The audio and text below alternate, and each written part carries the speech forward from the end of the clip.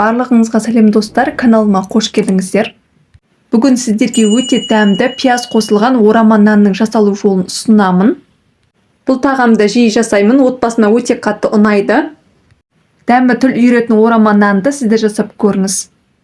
Уақытыңызды көп алмайды, жылдам дайындалады. Осы видео қызық болса соңына дейін қарап, каналыма тіркеліп, лайк басуды ұмытпаңыздар. Ең алдымен ұнды електен өткізіп аламыз. Сонан соң суға тұзды саламыз. Араластырамыз.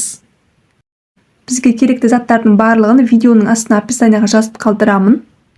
Ендігі кезекте ұнымызға жұмыртқаны саламыз. Сонан соң тұз араласқан суды құямыз. Келесі кезекте қолға жабыспайтын жұмсақ қамыр илейміз. Менің каналымда сәбіз қосылған орама нанның жасалу жолы бар, қарап көріңіздер. Бізде қолға жабыспайтын жұмсақ қамыр дайын. Сонан соң бөлме температурасына 10 минутқа қалдырамыз. Ал біз әзірге салмасын дайындаймыз. Ол үшін пияз керек болады. Пиязды барынша жұқа етіп тураймыз. Менің каналыма тіркелмеген болсаңыздар, тіркеліп қойыңыздар. Алда бұйырса көптеген тағамдардың жасалу жолдарын салатын боламын. Мінекей барлығын турап дайындап алдым. Сонан соң дәміне қарай тұз қосамыз. Сұйық майды құямыз. Барлығын жақсылап араластырамыз. Осы орама нанға пиязды көп қоссаңыздар, өте дәмді болып шығады. Ендігі кезекте дайын тұрған қамырды екіге бөлеміз.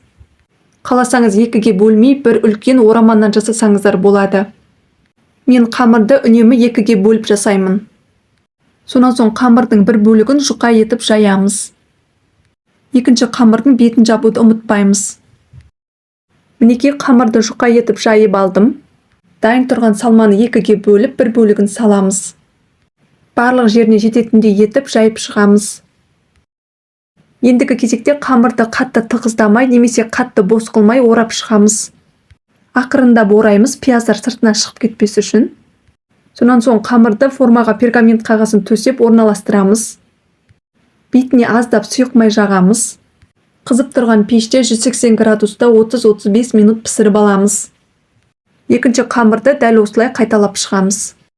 Мінекей орама нан толықтай пісті. Сонан соң суығанша орама нанның бетін жауып қоямыз.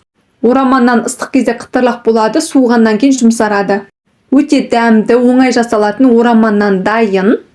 Көп затты қажет етпейді. Алғашқы рет жасағаннан сәтті шығады. Менің отбасыма өте қатты ұнады, сіздерге де ұнайтынына сенімдімін.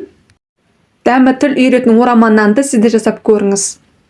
Осы видео ұнаса достар, каналыма тіркеліп, лайк басуды ұмытпаңыздар. Сіздермен болған Ақжол Пан.